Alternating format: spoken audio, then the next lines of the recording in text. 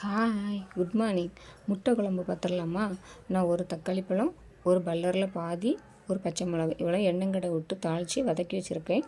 அப்புறம் மசாலா அரைக்கிறதுக்கு ஜீரகம், மஞ்சள்தூள், வத்தல் பொடி, தேவையான அளவுக்கு தேங்காய் இதெல்லாம் போட்டு நல்லா அரைச்சி வச்சுக்கோங்க. பல்லாரியும் தக்காளியும் வதங்கின பிறகு இந்த மசாலா எடுத்து விட்டுருங்க. அப்புறம் ஆச்சி பொடி இருக்கு இல்லையா, அது முட்டைக்கறி மசாலா, அதில் ஒரு 2 ஸ்பூன் எடுத்து வச்சுருக்கேன். அதையும் அது கூட சேர்த்துக்கோங்க.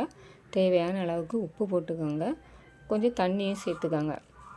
விட்டு நல்லா வேக வச்சுருங்க. அந்த மசாலா வேகட்டும். அப்புறம் ஒரு 3 முட்டையை அவிச்சு நான் தனியாக கட் பண்ணி வச்சுருக்கேன், பாதி பாதியாட்டு. இந்த மசாலா வெந்ததும் அந்த முட்டையை அப்படியே எடுத்து அதில் போட்டுருங்க. உடையாமல் போடுங்க. முட்டையை போட்ட பிறகு எப்போவுமே ரொம்ப வேக வைக்காதீங்க. ரொம்ப வேக வச்சாச்சுன்னா அந்த முட்டையில் வெள்ளைக்கரு இருக்குல்ல, அது ரொம்ப திக்காக இருக்கும். அதனால் முட்டை போட்டதுமே கொஞ்ச நேரம் லைட்டாக கொதிக்க விட்டு எடுத்துட்டால் போதும். ஆல்ரெடி நம்ம மசாலா எல்லாம் வேக வச்சிட்டோம். செம்ம டேஸ்ட்டாக இருந்தங்க அது சாப்பாட்டுக்கு. அதை விட டேஸ்ட்டு அன்றைக்கி நான் வீட்டில் ஆப்பம் செய்திருந்தேன். அதில் விட்டு சாப்பிட்றதுக்கு ஐயோ அவ்வளோ டேஸ்ட்டாக இருந்தங்க.